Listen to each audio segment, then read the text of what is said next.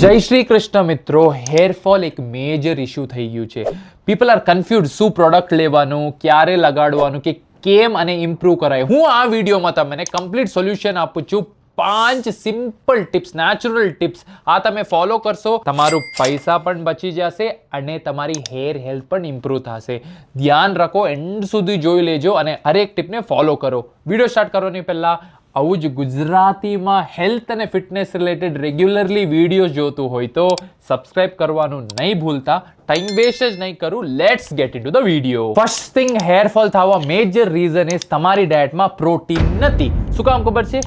Your hair is made up of protein. Protein એટલે ખાલી body building સારું, way પ્રોટીનની ડબ્બા નહીં. રેગ્યુલર તમારી ડાયટમાં પ્રોટીન રહેવું જોઈએ. આમાંથી તમારી હેર હેલ્થ સારો હશે. હમણાં પ્રોટીન લેવાનું એટલે કેટલું પ્રોટીન લેવાનું? સી, તમે એક સ્કૂપ વે પ્રોટીન લેશો તો રિઝલ્ટ નહીં આવે. You need to complete your protein intake. For example, તમારું વેઇટ છે 60 kg, at least 100 grams protein per day જોઈએ ટુ સ્ટે હેલ્ધી.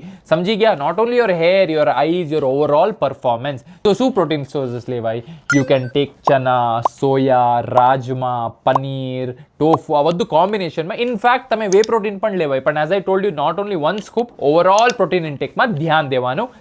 ત્યારે જ તમારી હેર હેલ્થ ઇમ્પ્રૂવ થશે.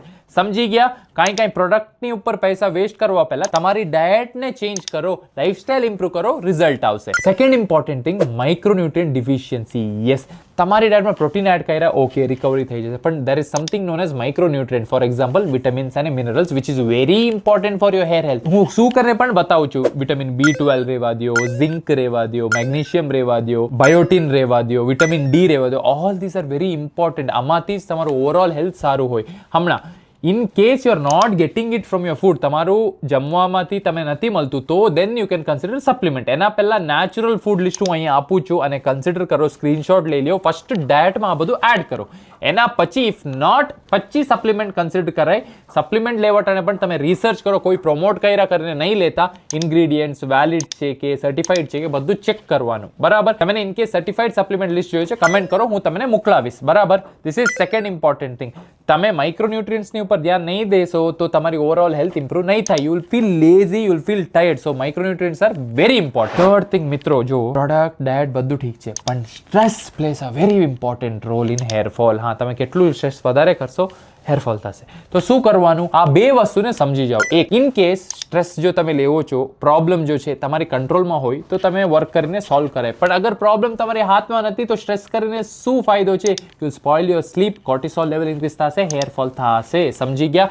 તો યુ નીડ ટુ અન્ડરસ્ટેન્ડ, મારી હાથમાં પ્રોબ્લેમ છે, મારી કંટ્રોલમાં છે પ્રોબ્લેમ, હું સોલ્વ કરીશ. કામ કરો, લખો, સોલ્યુશન લખીને. But then if it is not, then please don't stress. તમે કેટલું સ્ટ્રેસ કરશો આટલું હેરફોલ થશે. Avoid it. And please minimum 6 to 7 hours of sleep is very important. Only then તમે રિકવર થશો. સમજી ગયા? ફોર્થ થિંગ મિત્રો, તમે કેમ હેરને ટ્રીટ કરો આ પણ ઇમ્પોર્ટન્ટ છે. નાઈને આવો છો, બરાબર, એક ટવલ લઈને તમે હાર્ડથી રબ કરશો તો there are 99% over the period of time hairfall થશે. ઇન્સ્ટેડ સ્લોલી ટેપ કરવાનું. સમજી ગયા? સેકન્ડ પ્રોબ્લેમ છે, when you go in a vehicle, તમે હેલ્મેટ નથી પહેરતા, બરાબર, હવાથી હેર લાઈન પાછળ જાય છે. This is also a problem. Protection use કરવાનું બહુ જ જરૂરી છે. થર્ડ થિંગ, હેર ડ્રાયર બધા યુઝ કરે. હેર ડ્રાયરમાં તમે ટેમ્પરેચર વધારે નાખીને હેરમાં લગાડશો, again it is damaging your hair. તો પ્લીઝ અન્ડરસ્ટેન્ડ. અને બધું એવોઇડ કરવું જોઈએ. This is called prevention. Prevention is better than cure. સમજી ગયા ને? પ્લીઝ આને બધું એવોઇડ કરો, ત્યારે તમારી હેર હેલ્થ સારું હશે. Because this is in our control. સમજી ગયા? ફાઇનલ થિંગ, શેમ્પુ પણ બધા યુઝ કરે છે. શેમ્પુ સિલેક્શનમાં you need to be very careful. That is, તમારી શેમ્પુમાં ફોર્માલ્ડીહાઇડ અને સલ્ફર ના રહેવાનું, વિચ ઇઝ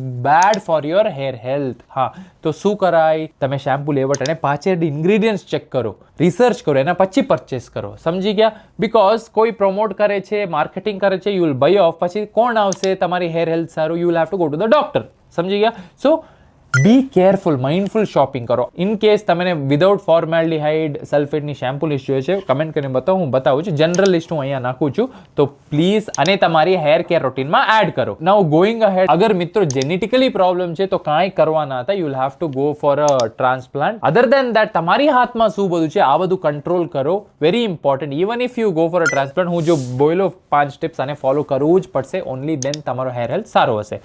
સમજી ગયા ને? વિડીયો ઇન્ફોર્મેટિવ લાગ્યો હોય તો એક લાઈક આપીને આવું જ હેલ્થ અને ફિટનેસ ટિપ્સ ગુજરાતીમાં જોઈએ તો સબસ્ક્રાઇબ કરવાનું નહીં ભૂલતા. પછી મળશું નેક્સ્ટ વિડીયોમાં. અન્ટિલ દેન ટેક કેર. જય શ્રી કૃષ્ણ.